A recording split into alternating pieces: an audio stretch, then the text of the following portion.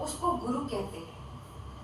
जो आपको आपके यथार्थ स्वरूप का ज्ञान करवा दे उसको गुरु कहते हैं। जो आपको संसार की सांसारिकता से विमुख कर दे उसको सद्गुरु कहते हैं।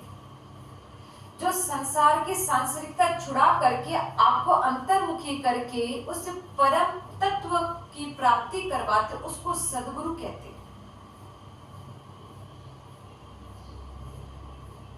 ये इस प्रकार के गुरु जो केवल धन संचय के लिए और शरीर पोषने के लिए बैठे हैं वो असल में गुरु नहीं है। और एक जो गुरु है वो ये कभी नहीं कहेगा कि तुम मेरी पूजा करो, मैं भगवान हूं, मैं परमात्मा का स्वरूप हूं, मैं पूजनीय हूं, मैं ये हूं, मैं वो हूं। वो अपने आप को मतलब जहां अहंकार है, जो अहंकार युक्त है वो गुरु हो ही नहीं सकता। ऋषि मुनि गुरु महात्मा इत्यादि सब निरंकार होते, निरअहंकार, उनमें अहंकार नहीं होता। समझे? तो वो गुरु सच्चा गुरु है जो कामिनी कांचन और कीर्ति से परे हो। ऐसे गुरु का आप जब सानिध्य करते हो, संग करते हो, तब आपके कर्म कट जाते हैं। ऐसा गुरु संग करने योग्य नहीं है जो लोभ में, मोह में, काम में, क्रोध में, वासनाओं में लिप्त हो। ऐसा गुरु खुद तो भ्रष्ट है ही और अपने अनुयायियों को भी भ्रष्ट कर दे। तभी एक हमारे इसमें नागा अखाड़ा में एक कहावत है, लालची गुरु लोभी चेला दोनों नरक में ठेला ठेला। ऐसा हमने सुन रखा है नागा अखाड़ा में। तो मतलब न लालच हो, न लोभ हो, न मोह हो, न किसी प्रकार की आसक्ति ना हो, क्योंकि गुरु को तो मूलतः ज्ञान का स्वरूप कहा गया है। गुरु ईश्वर की जीती जागती सहज मूर्ति है। इसीलिए प्रभु कहते हैं, भगवान कहते हैं कि संत मेरी आत्मा है। तो ऋषि है जो ज्ञान की परम सत्ता को, पराकाष्ठा को प्राप्त हो गया, वो ऋषि है। मुनि है जो मौन रह करके ज्ञान की उपासना में है, वो मुनि है। यति है जो वो विरक्त हो गया, उसको यति कहते हैं। पूर्णतया जो सब तरफ से विरक्त है उसको यति कहते हैं। फिर साधु वह है जो साधना से स्वयं को साधता है, जो साध्य है उसको साधता है, जो साधने योग्य है उसको साधता है, उसको साधु कहते हैं। वैरागी जिसको वैराग्य उत्पन्न हो गया हो, जो भक्ति और ज्ञान के माध्यम से जिसके अंदर वैराग्य स्थापित हो गया हो, वह वैरागी जब स्थिरता को प्राप्त हो जाता है तब वह संन्यास की तरफ उसको चला है। कहते हैं कि जब वैराग्य आपकी पराकाष्ठा पे हो, परम स्थिति में हो, तब व्यक्ति को संन्यास लेना चाहिए। वो ही सही समय, जैसे लोहा अत्यंत गर्म हो जाता है, जब तक लोहा गर्म नहीं होता है लोहार हथौड़ा नहीं मारता, और जब तक सोना ऐसी स्थिति में ना आए कि उसको आभूषण बनाया जा सके तब तक उसको आग पे ही रखा जाता है। तो वैसे ही जब वैराग्य की ऐसी स्थिति हो जाती है व्यक्ति की, वैसे समय में आपको संन्यास की तरफ बढ़ना चाहिए, जब आपकी वैराग्य पराकाष्ठा पे चली जाए। समझ में आएगा? और संन्यास क्या है? संन्यास है सत्य की ओर अग्रसर होना, सत्य का न्यास करना, और जो नहीं है, जो सत्य नहीं है, उसको छोड़ देना और स्वयं को ब्रह्मांड के सुपुर्द कर देना। आप ब्रह्मांड के हो गए, ब्रह्मांड में आप अब उस तरफ जा रहे हैं, सत्य की तरफ, शाश्वत की तरफ, यथार्थ की तरफ। तब आपका ज्ञान धीरे धीरे उच्च कोटि की स्थिति को प्राप्त होता है। वो सन्यासी है। जिसको संसार का मोह नहीं है वो सन्यासी है। जो संसार में रह के भी संसार में बरतते हुए भी निर्लिप्त स्थिति में है वो सन्यासी है। समझ रहे? तो निर्विकार स्थिति, विकारों से रहित स्थिति, वो सन्यासी है। असल मायने में, गूढ़ मायने में वही सन्यासी जो सत्य में विचरण कर रहा है, जिसने सत्य को संग्रहित करना शुरू कर दिया और सत्य में अंतर्मुखी हो गया। और कहते हैं अंतर्मुखी सदा सुखी। जो संतुष्ट है स्वयं में वो सन्यासी है। जो संतुष्ट नहीं है वो कामी है। तो कामी यानी जो कामनाएं हैं जिसके मन में, इच्छाएं शेष है, इच्छाएं बची है, तो ऐसा व्यक्ति सन्यासी नहीं हो सकता।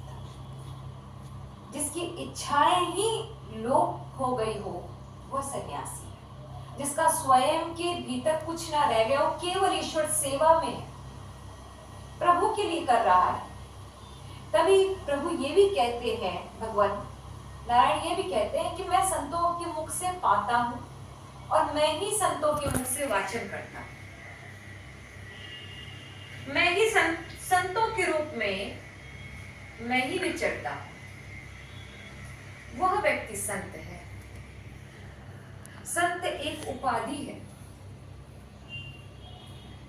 जो आपको ईश्वर से, जब व्यक्ति ईश्वर से पूरी तरह जुड़ जाता है, रात दिन बस उसी के ख्याल में, खा रहा है तो ईश्वर को पवा रहा है, नहा रहा है तो ईश्वर का स्नान कर रहा है, जो भी कुछ आचरण कर रहा है सब ईश्वर में कर रहा है, साक्षी भाव से। जब वो साक्षी भाव की साधना उसके अंदर परिणित हो जाती है,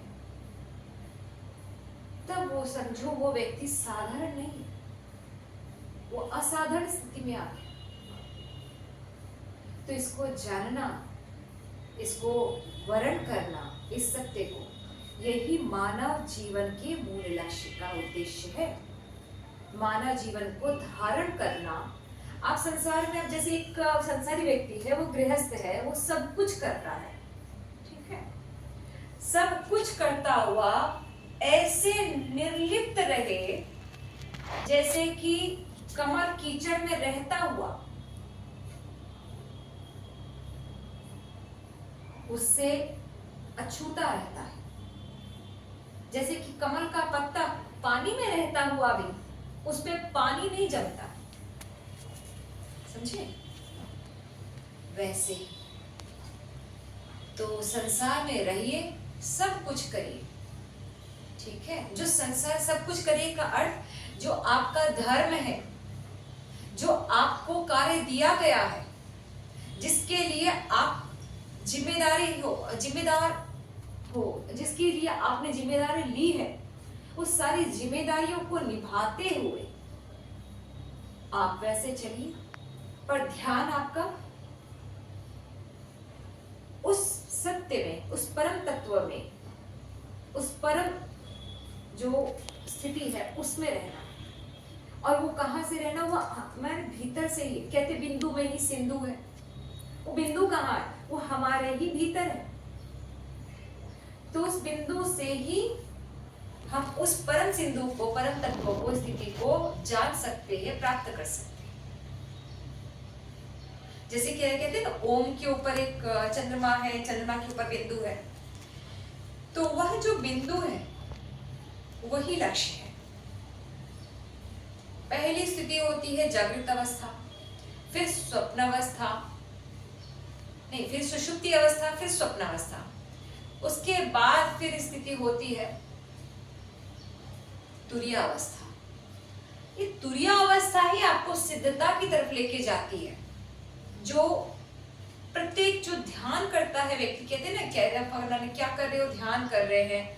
क्या कर रहे हैं कि जो है धारणा कर रहे हैं, ध्यान, धारणा, फिर समाधि की स्थिति को। तो ये जो स्थिति है ये आपको तुरीयावस्था की तरफ लेके जाए। जब आप तुरीयावस्था को प्राप्त होते हैं तब आपने आत्मा के स्थिति को प्राप्त हुए और तब आपने जीवन के मर्म को जाना। जब व्यक्ति तुरीयावस्था को प्राप्त हो जाता है और उस स्थिति में को प्राप्त होने के बाद में व्यक्ति न तो उसको काम वासना व्याप्ति है, न लोभ व्याप्ता है, न किसी प्रकार का मोह व्याप्ता है, न किसी प्रकार की आसक्तियां व्याप्ति है।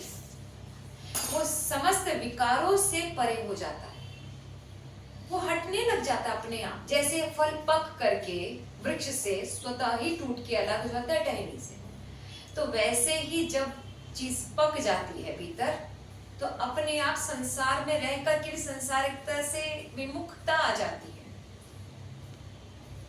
तो वैसे अब जैसे एक उदाहरण के तौर पे बताते हैं तुम्हें कि एक पनहारन मटकी लेकर के नगरी लेकर के भरने गई है और वह नदी तालाब से भर करके लेके आती है और तब उसको जाना है अपने घर। तुम ये इस तरह के देखोगे अक्सर रेगिस्तान के इलाके में या जहाँ पे पहले भी होता था, नल की व्यवस्था जब नहीं होती हुआ करती थी तब ऐसा हुआ करता था। तो अब वो गगरी के ऊपर गगरी, गगरी के ऊपर गगरी, और तब जो है सखियों के साथ में अटखेलियां करती हुई और अपने बालकों को भी साथ में लेकर के चलती हुई, और कोई अबोध बालक है तो उसको भी बगल में दबा करके सबको साथ लेकर के चलती हुई अब तक वह जा रही है,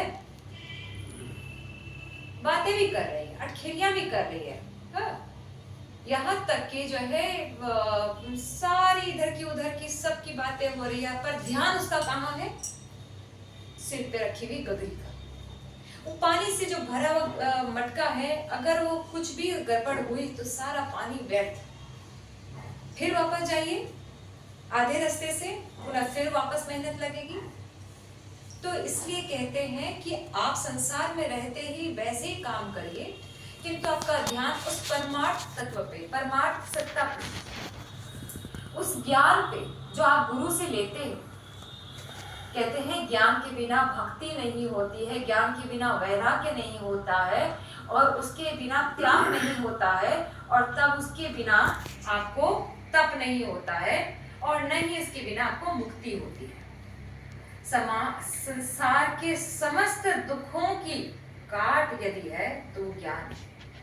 ज्ञान के अभाव में, जैसे प्रकाश के अभाव में, सूर्य के अभाव में, अंधकार में निशाचर, कीट पदार्थ इत्यादि सब निकलते हैं और बहुत ज्यादा मच्छर इत्यादि सब हो जाते हैं। यहाँ तक कि जो हिंसक प्राणी है वह भी अपना शिकार रात्रि में ही करते हैं। तो उसी प्रकार से जब व्यक्ति अज्ञानता में रहता है तो वह न जाने कितने ही संसार की ऐसे विषयों का ग्रास बन जाता है और वह मन कलुषित हो जाता है। तो जब मन में कलुषितता आ गई, जब मन में पाप आ गए, जब मन में विकार आ गए, तो आपके कर्मों में भी विकार आएंगे, उसमें भी पाप आएगा। स्वाभाविक है वो तो, क्योंकि कर्म मन के द्वारा ही होते हैं और इस मन के द्वारा ही इंद्रियों का संचालन होता है और ये इंद्रियां शरीर चलाती है।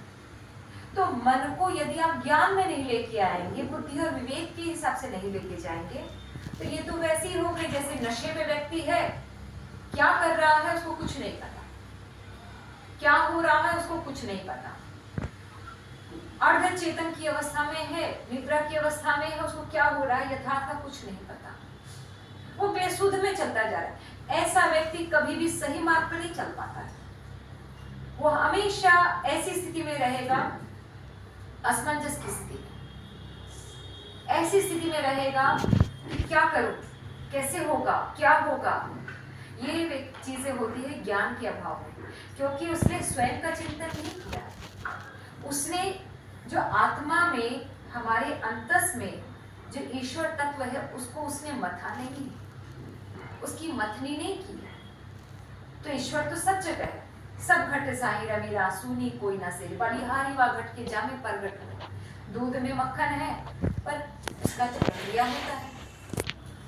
तो इसलिए ये प्रक्रिया आपको अगर रोज करो तो आपके जीवन में दुख, कलेश, क्षोभ इत्यादि जितने प्रकार के विकार है वो आपके निकलते चले जाएंगे और आप एक शुद्ध चैतन्य की स्थिति को प्राप्त होगी। जब व्यक्ति शुद्ध चैतन्य और ज्ञान और प्रेम की सौहार्द की स्थिति को प्राप्त होता है, विवेक की स्थिति को जागृत करता है, उसको प्राप्त होता है, तो इसके जीवन के आधे से अधिक, मैं कहूँ 99% उसकी चीजें समाप्त हो जाती है, सुलभ हो जाती है, सहज हो जाती है।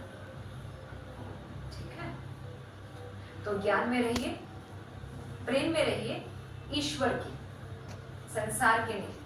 संसार में प्रेम रखिए ठीक है, पर आसक्ति नहीं, क्योंकि आसक्ति दुख का कारण है। ठीक है, सीता